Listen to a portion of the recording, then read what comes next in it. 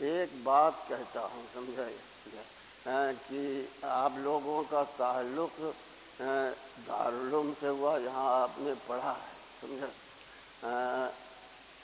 اس صدی میں، مطلب کہ اس دور حاضر میں، سمجھے اکابر دارالعلوم کا جو مسلک ہے، سمجھے آپ، میں مطلب تقلیداً یہ بات نہیں کہہ رہا ہوں، بلکہ بصیرت کے ساتھ یہ بات کہہ رہا ہوں، اور آپ بھی مطالعہ کریں، سمجھے تو قرآن، حدیث، صحابہ اور تابعین کے طریقے سے اقرب طریقہ یہی ہے۔ اقرب طریقہ کیا ہے؟ یہی ہے۔ اس کے علاوہ جتنے طریقے ہیں، میں کسی کا نام نہیں لوں گا اس وقت، سمجھے وہ اکابر دیوبند کے طریقے سے کے مقابلے میں ابعد ہے۔ کیا ہے؟ ابعد ہے، سمجھے سب سے زیادہ اعتدال اسی مسلک میں ہے۔ کیا ہے؟ میں نے کہا کہ میں یہ بات تقلیداً نہیں کہتا کہ میں نے ان سے پڑھا ہوں، بلکہ میں نے مطالعہ کیا ہے۔ تمہارے ہاں غیر مقلدین ہیں، اسی طرح سے بریلوی طبقے کے لوگ ہیں، اسی طرح سے اہل حدیث ہیں، کیا ہے اہل قرآن ہیں، سمجھے اسی طرح سے جماعت اسلامی کے لوگ ہیں۔ ان کے مسلکوں کو پڑھو، سمجھے اور پھر علماء دیوبند کے مسلک کو پڑھو۔ جب ہم یہ کہتے ہیں کہ علماء دیوبند، تو سب تو جتنے فرقہ ہیں سب علماء دیوبند ہیں، یہ مطلب نہیں ہوتا، سمجھے دیکھو مسلک دارالعلوم کو منقح کرنے والے عام طور پر ایک سوال پیدا ہوتا ہے ذہنوں میں کہ سب لوگ تو اہل سنت والجماعت میں سے ہیں، تو یہ 1.5 اینٹ کی مسجد آپ نے کیوں بنا لیا اپنی دیوبندی آپ کہنے لگے، سمجھے دیکھو ہندوستان میں جو اسلام آیا ہے، سمجھے ایک تو آیا ہے سمندری راستے سے، کیا ہے سمندری راستے سے، لیکن اس راستے سے جو آیا تو اس میں فروغ نہیں ہوا، سمجھے وہ تاجروں کے ذریعے سے آیا۔ ایک اسلام جو داخل ہوا ہے وہ سندھ کے راستے سے، یہ فوجی طریقے سے درہ خیبر سے داخل ہوا۔ کیا ہے؟ اکثر یہ لوگ خراسان سے تعلق رکھتے ہیں، اور خراسان کے میں فقہ حنفی تھا۔ تو اسلام جو یہاں آیا تو اس وقت سے لے کر کے انگریزوں کے دور تک یہ اہل سنت والجماعت اور فقہ حنفی کے مطابق کوئی اختلاف نہیں تھا، اب انگریزوں کے اس دور غلامی میں، کیا ہے دور غلامی میں اسی اہل سنت والجماعت میں سے ایک طبقہ الگ ہوا۔ کیا ہے؟ الگ ہوا، اور اس نے اجماع کا انکار کر دیا، قیاس کا کیا ہے انکار کیا، تقلید کا کیا ہے انکار کیا، سمجھے اور انہوں نے اپنی ایک الگ جماعت بنا لی۔ کیا ہے؟ ایک الگ جماعت۔ اسی دور میں دیکھو بدعات اور رسومات، سمجھے تو تابعین کے بعد، کیا ہے تابعین کے بعد یہ اسلام میں داخل ہوئی۔ کیا ہے؟ اسلام میں داخل ہوئی، اور حضور علیہ الصلوۃ والسلام نے تو واضح فرما دیا تھا، سمجھے اور اللہ میاں نے بھی تنبیہ فرمائی تھی وَأَنَّ هَذَا صِرَاطِ مُسْتَقِيمًا۔ اس آیت سے پہلے تقریباً 10-12 آیتوں کو پڑھو، اس سے پہلے، سمجھے تو آپ دیکھیں گے کہ اس سے پہلے جو آیتیں ہیں اس میں عقیدے سے بھی متعلق احکام ہے، سمجھے اور فروعات سے بھی متعلق کیا ہے احکام ہے، پھر والدین کی خدمت کا کیا ہے حکم ہے، یعنی اعتقاد، اعمال، اخلاق سب کا ذکر ہے، ایک دو سمجھے ربط آیت سے۔ اس کے بعد ذکر کر وَأَنَّ هَذَا صِرَاطِ مُسْتَقِيمًا، یہی میرا سیدھا راستہ ہے۔ یہی میرا کیا ہے سیدھا راستہ ہے، سمجھے۔ اس کے بعد فرمایا کہ اسی راستے کو اختیار کرو، سمجھے۔ میں تو حافظ نہیں، میں ابھی پڑھ کر کے بتاتا، آپ لوگ اس آیت سے پہلے 10-12 آیتوں کو پڑھیے، غور کر کے دیکھیے گا تو یہی ہے، سمجھے۔ وَلَا تَتَّبِعُوا السُّبُلَ، سبل، اللہ میاں کہتے ہیں کہ یہی تو میرا سیدھا راستہ ہے اور مختلف راستوں کی اتباع مت کرنا۔ وَلَا تَتَّبِعُوا السُّبُلَ، اشارہ ہو گیا کہ اس راستے کے مقابل میں بہت سے راستے نکلیں گے، بہت سے کیا ہے راستے نکلیں گے۔ حضور نے بھی فرمایا مَن یعش منکم بعدی فَسَیَرَىٰ اخْتِلَافًا کثیرا، یہ اختلاف کثیر عقیدے میں بھی ہوگا، فروعات میں بھی ہوگا، کیا ہے فروعات میں بھی ہوگا، یعنی اعمال میں، عقائد میں، اعمال میں، افعال میں، سمجھے۔ ستفترق امتی علی 73 فرقۃ، سمجھے۔ تو قرآن میں بھی اشارتاً بتایا گیا، حدیث میں صراحتاً بتایا گیا کہ یہ ہے مختلف طریقے نکلیں گے، سمجھے، مختلف نکلیں۔ وہاں فرمایا اختلافاً کثیرا، اس اختلاف کثیر کی صورت میں آپ کیا کریں گے؟ تو فرمایا علیکم بسنتی و سنت الخلفاء الراشدین، وہی بات کہا الا فرقۃ واحدۃ ما انا علیہ و اصحابی، یہی بات قرآن میں کہا گیا فاتبعوہ، اسی صراط مستقیم کو اختیار کرو۔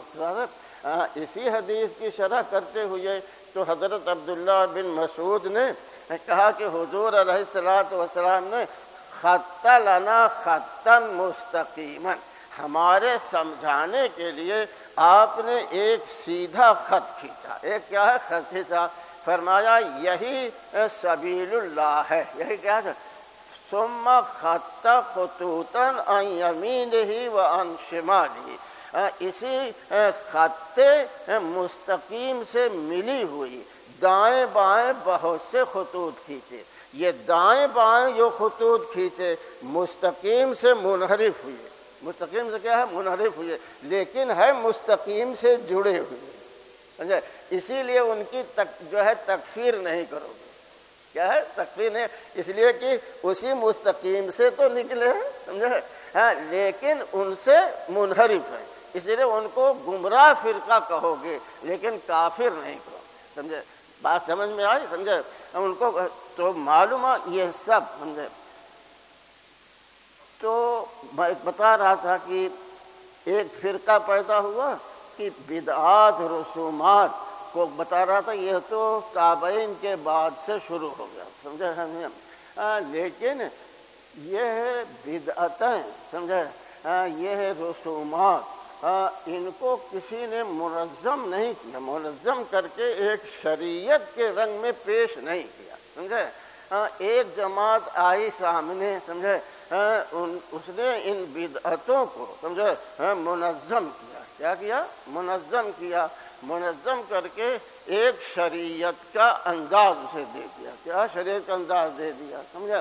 ایک جماعت پیدا ہو گئی، اسی جماعت میں اب علماء دیوبند، علماء دیوبند، سمجھے، جنہوں نے اجماع کا انکار کیا تھا، قیاس کا انکار کیا تھا، سمجھے، اور فروعات میں، سمجھے، تو اب یہ ہے اجماع کے قائل ہیں، قیاس کے کیا ہے قائل ہیں، سمجھے۔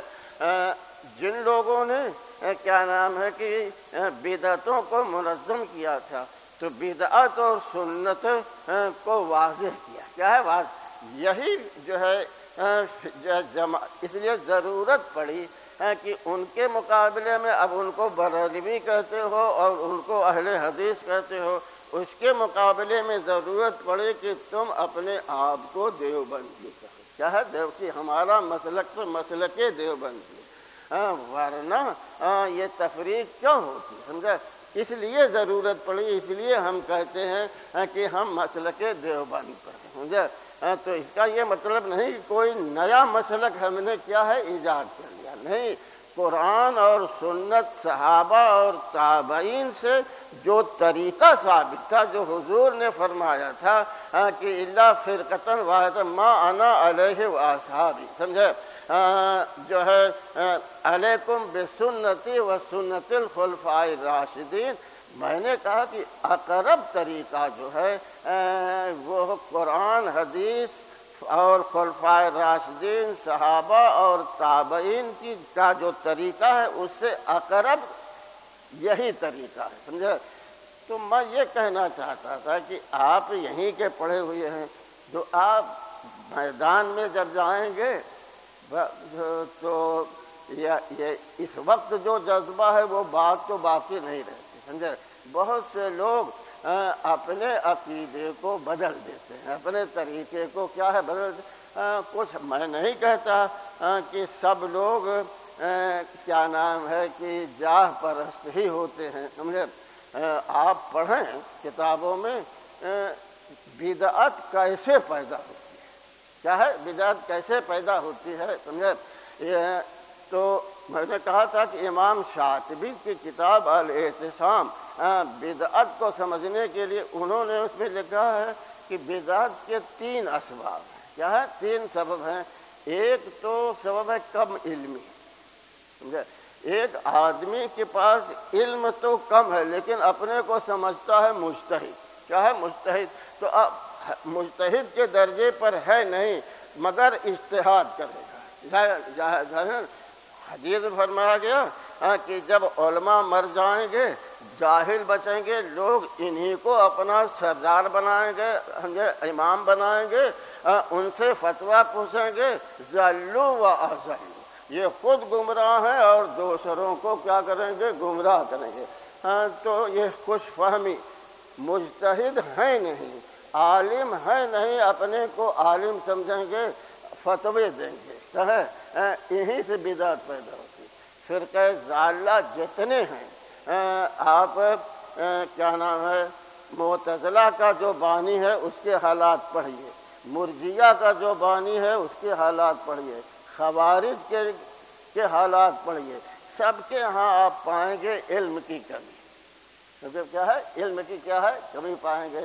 اپنے یہاں دیکھ لیجئے، مودودی صاحب کہیں گے پڑھے لکھے تھے لیکن انہوں نے اپنے آپ کو علامہ دیہات سمجھا، ایک نیا راستہ نکالنے کی کوشش کیا ہے اور بھی دوسرے فرقوں میں آپ غور کریں۔ ایک سبب تو یہ ہوتا ہے، دوسرا سبب وہی حب جاہ، جسی کو ہوا سے تعبیر کیا گیا ہے، کیا ہے حب مال ہوتا ہے، حب جاہ ہوتا ہے، سمجھے۔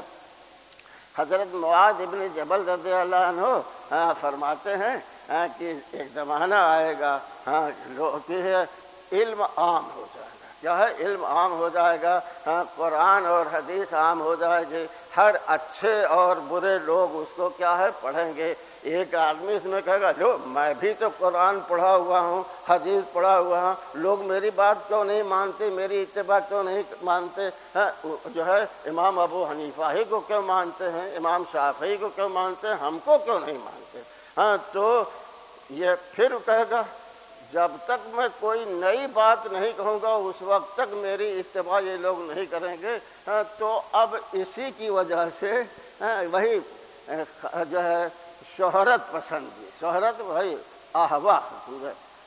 تیسرا سبب جو ہوتا ہے جو گمراہی کا سبب بنا ہے مشرکین مکہ کا، سمجھے، وَجَدْنَا عَلَيْهِمْ آبَاءَنَا، اسی طریقے پر ہم نے اپنے آباء و اجداد، قرآن نے کہا اچھا اپنے آباء و اجداد کی تم پیروی کرو گے اس بات کے ہوتے ہوئے کہ وہ بے پڑھے لکھے لوگ تھے، سمجھا۔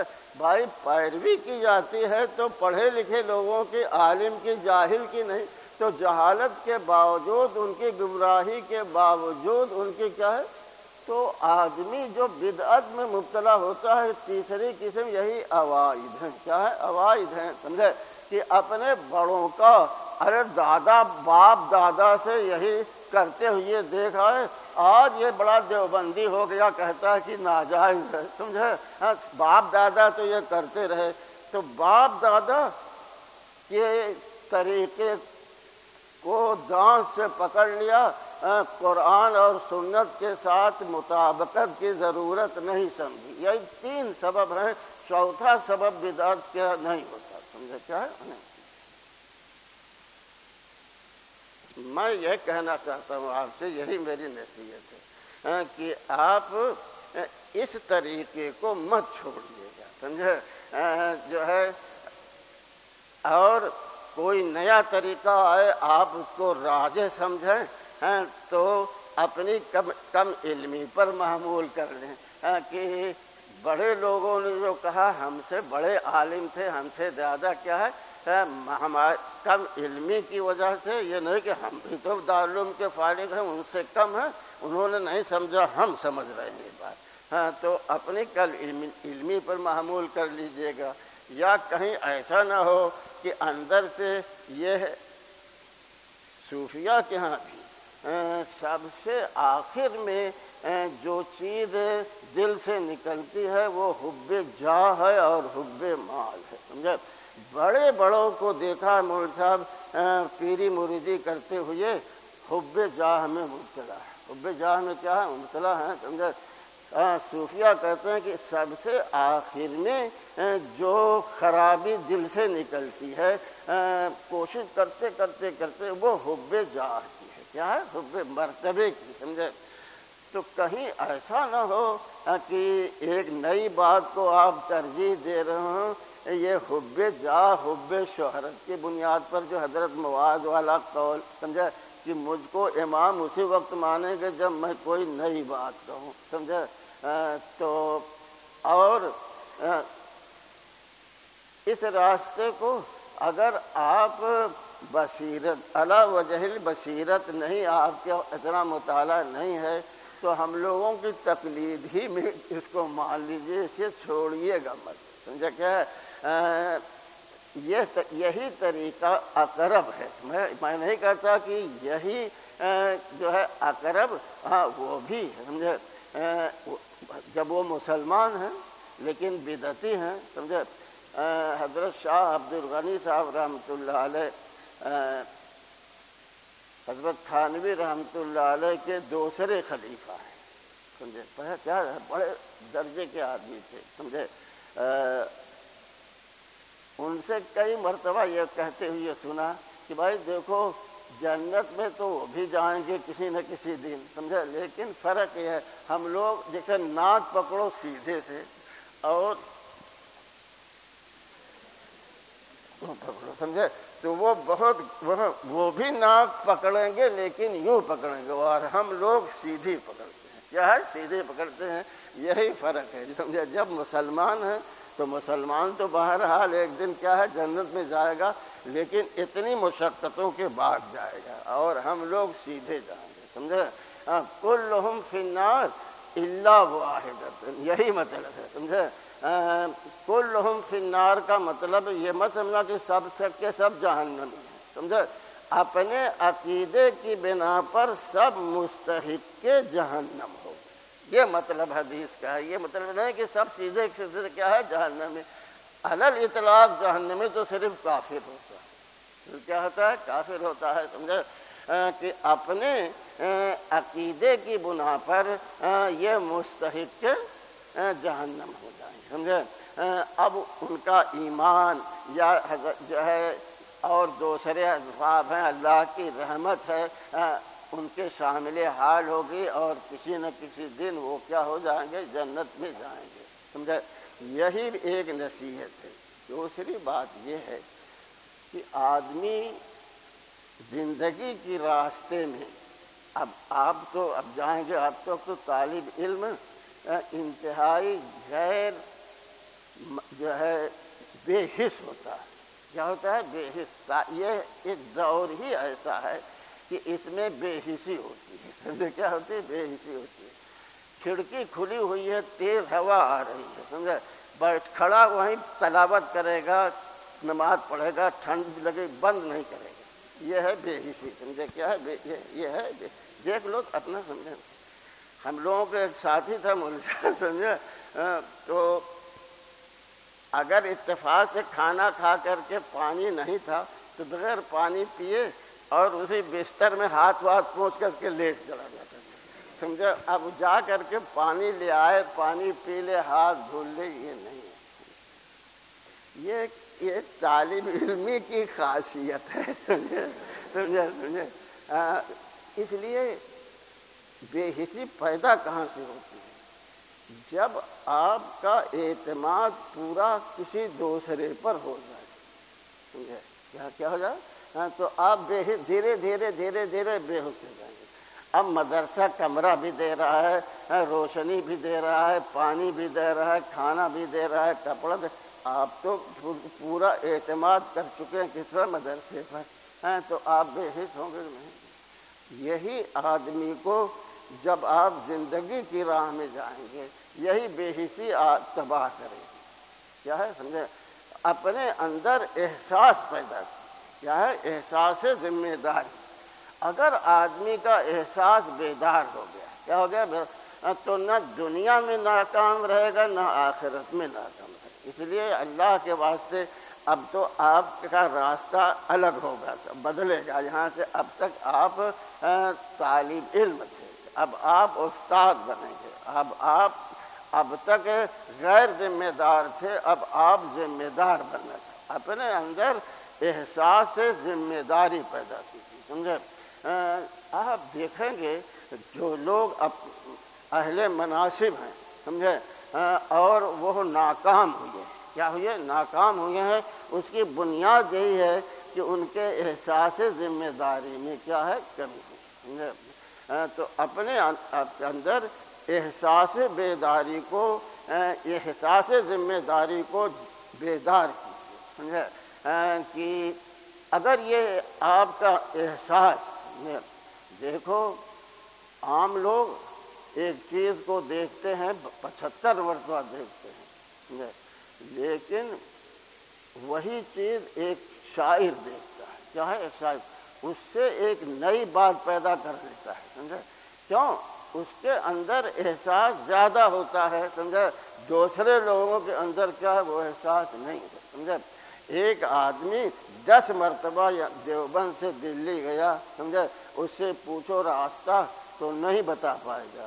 ایک سمجھدار آدمی ہے، باحث ہے، سمجھے؟ اچھا اب یہاں پہنچے تو مظفر نگر اس کی یہ علامت ہے، اس کی یہ علامت ہے، آگے پڑا، اچھا یہ کھتولی ہے، یہ ایسا ہے، یہ ایسا ہے۔ وہ ہر چیز کو غور کر کے دیکھتا ہے۔ اس سے پوچھو راستہ، وہ فوراً کیا ہے؟ بتا دے گا۔ دونوں اسی راستے سے گزرے ہیں، سمجھے؟ لیکن ایک تو سب کو بتا رہا ہے اور ایک تو سوتا ہوا گیا، کچھ نہیں جانتا، کیا ہے؟ یعنی اس کا احساس سو رہا تھا۔ اس کا احساس کیا ہے؟ ایک چیز اپنے علماء دیوبند ایک بات بھول گیا۔ جب ہم یہ کہتے ہیں علماء دیوبند، دیکھو مسلک کو منقع کرنے والے تو صرف 3 ہیں، حضرت گنگوہی، حضرت نانوتوی اور مولانا یعقوب صاحب نانوتوی، سمجھے؟ اب حضرت نانوتوی ہیں، حضرت مولانا یعقوب صاحب ہیں اور حضرت گنگوہی ہیں، ان کے تلامذہ اور ان سے جو مستفیدین ہیں، انہی کے قول کا سب سے پہلے اعتبار ہوگا۔ اس سے خلاف اگر کوئی کہتا ہے تو ہم اس کے قول کو نہیں مانیں گے، سمجھے؟ یہی حضرات ہیں، سمجھے؟ انہی کے ذریعے تو انہوں نے منقع کیا اور پوری دنیا میں اس کو جاری کرنے والے یہ انہی کے مستفیدین اور انہی کے کیا ہے؟ انہی کا قول ہمارے لیے حجت ہوگا، سمجھا؟ کیا ہے؟ تو یہ اب ہمارے لیے یہ لوگ بدرجہ حجت ہیں۔ بدرجہ کیا ہے؟ حجت ہیں۔ اس کے خلاف اگر کوئی دیوبندی کہے گا ہم نہیں مانیں گے، سمجھے؟ انہی کے قول کو کیا ہے؟ اعتبار ہوگا۔ اس کو بھی آپ کو کیا ہے؟ سمجھنا چاہیے۔ تو ایک تو آپ مسلک دیوبند کو مضبوطی سے تھامے رکھیے، دوسرے یہ کہ اپنے اندر احساس ذمہ داری پیدا کیجیے، سمجھے؟ یہی کامیابی کی کنجی ہے، دین کے لیے بھی اور آخرت کے لیے، دونوں میں بھی احساس ذمہ داری۔